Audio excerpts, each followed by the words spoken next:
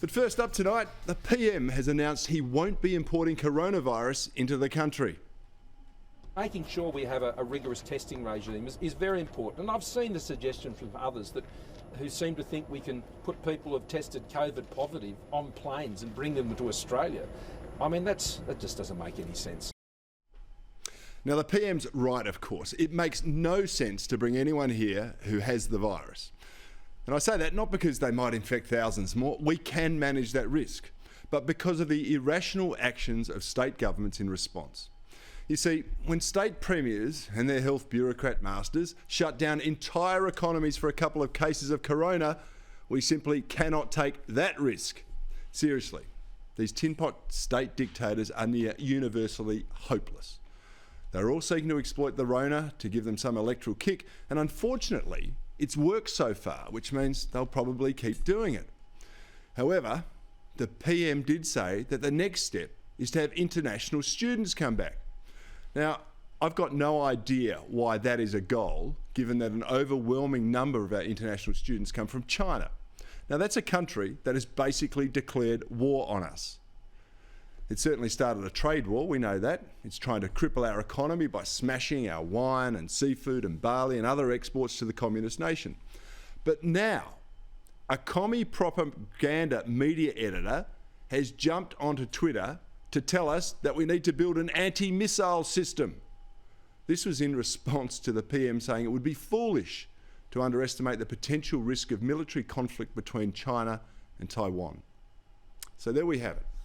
A CCP, state-sanctioned mouthpiece, effectively telling us we better have our own version of Israel's Iron Dome to protect ourselves from a possible hot war. And what does the government do? Well, according to the PM, they're now planning to bring a whole bunch of foreign students into the country. Do I really need to point out that most of our foreign students actually come from China? As far as I'm concerned, it's absolute madness.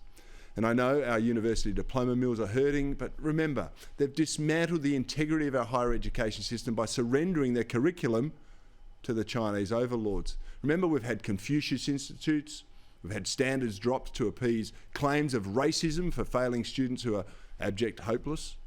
We've seen the CCP secretly pay our professors and researchers under the 1,000 Talents Plan, and these students have engaged in intimidation. They've threatened and coerced others who want to buck the communist spin. Do we want that to all start up again? I get it. I understand it. There is lots of money involved, but selling whatever is left of our dignity for the sake of a fast buck is not in Australia's interest. And if our education system is so good and so desirable, well, I reckon we let these international students do online learning, just like a whole bunch of Aussie students have been doing this past year. But then you wouldn't be able to get to work in Australia and to send money home. You wouldn't get to have the people on the ground to influence campus politics. And perhaps most importantly, you wouldn't get a backdoor way of managing a permanent residence visa. But of course, it's all about the quality of education, isn't it? Well, that's a spin anyway. Well, speaking of spin, and this is bound to get the lefties spinning like a whirling dervish. What do you do if saving the planet means using products made by slaves? Well, if you're a hypocritical green evangelist, like John Kerry in the United States, he's the US climate czar who flies around a private jet to save the planet from those who can't afford private jets and are just looking for reliable and affordable electricity.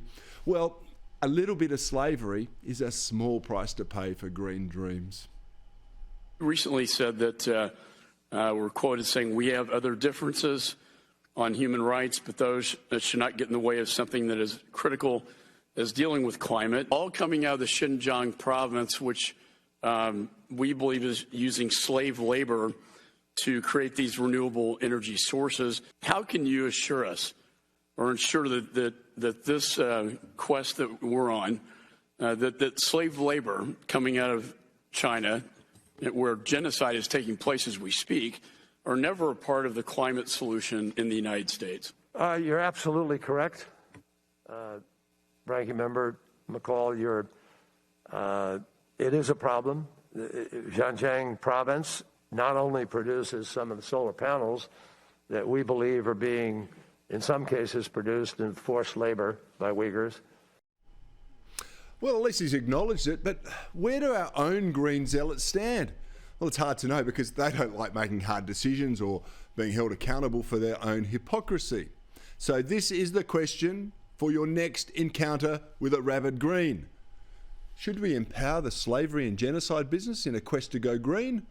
Or do we tell China where to stick its solar panels they make, by the way, using coal-fired electricity and forced labour? Well, there are some things that are too important to compromise on, so I'm suggesting we ban the import of solar panels made in China.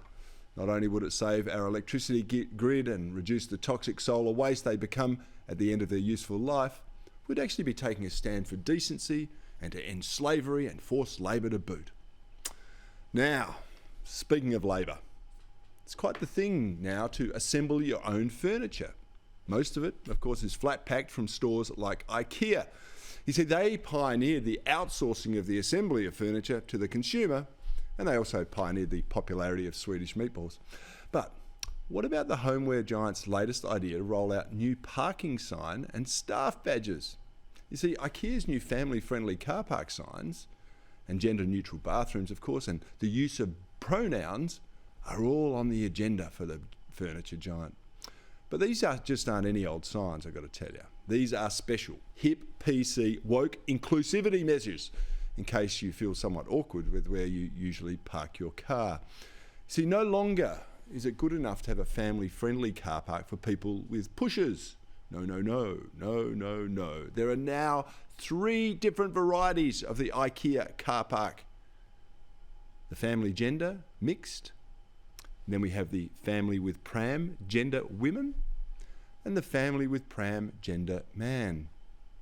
Now, frankly, I don't know why they stopped there, because Facebook tells me, and it must be true then, Facebook tells me there are 58 different gender possibilities, including trans male and trans male with an asterisk. That's right, the asterisk is part of the gender pronoun. Now, no one has been able to explain exactly what it means, but I guess if you're one of them, you'll probably know. And that's what's really important. Anyway, 58 different gender possibilities leads to 1,653 possible 2-person family permutations for the IKEA car park. The rest of us will just have to park even further away from the entrance next time. Anyway, not content though with marginalising the heteronormative, IKEA and also encouraging staff to adopt pronouns on their social media and work emails. You know, those pesky things like he, she, him, her, and so on. Well, I guess it's helpful if you get an email from someone named Sandy and you don't know if it's a man or a woman, right? It points you in the right direction. But IKEA didn't say how many choices of pronouns they're actually going to be allowing.